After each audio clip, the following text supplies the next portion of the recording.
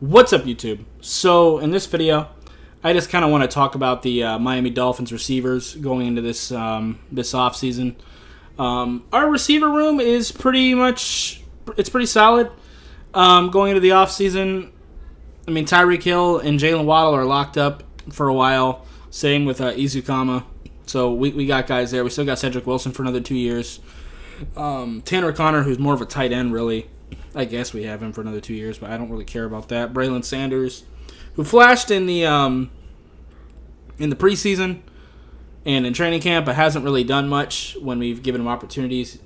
But, I mean, he is still another body. So, I mean, this isn't terrible. Depending on what Trent Sherfield wants, though, I would really like to try to keep him. Honestly, Tanner Connor can just go. I don't really care that much about Braylon Sanders. He can be a practice squad guy. But Trent Sherfield was a really, really solid number 3, and I would like to try to keep him. Again, it completely depends on the kind of contract that he's looking for. If we can get him for relatively cheap, I would love to get him for like a 1 to 3 year deal, depending on what we're looking at. So, yeah. But honestly, our receiving core is kind of fine. I wouldn't mind spending like a late round pick on one, maybe, but I honestly think our receivers are fine. I'm hoping that another year in development for Eric Izukama and Braylon Sanders will kind of help. Because Eric, I don't know why we were just refusing to use him. I don't know if he couldn't pick up the playbook or what, but he was on the active roster because we couldn't put him on the practice squad because someone would take him.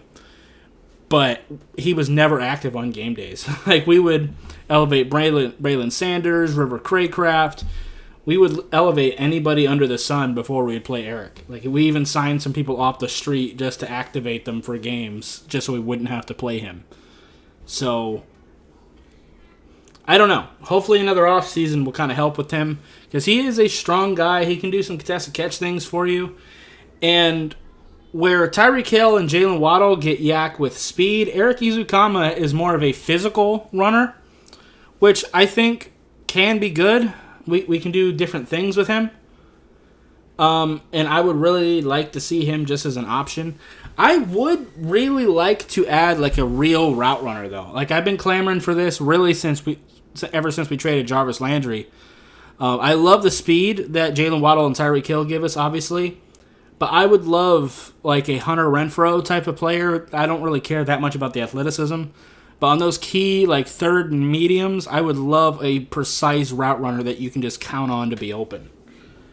I think that is something that we are still lacking. We don't really have that. I mean, Hill and Waddle are decent route runners, but that's not really what their bag is. That's kind of my thoughts there. And even if we had to let go of Easy or Braylon Sanders, I don't really care that much. I'm going to be honest with you. I mean, yeah, we drafted Eric last year, and we only got to draft like 4 players. But if we're not going to use him, I would like to upgrade that position. That's just how I feel. So, yeah. Anyway, that's going to do it for this video. If you liked it, appreciate hitting that like button. Have any questions or comments in the comments down below. Subscribe if you haven't already, and I'll see you next time. Bye, guys.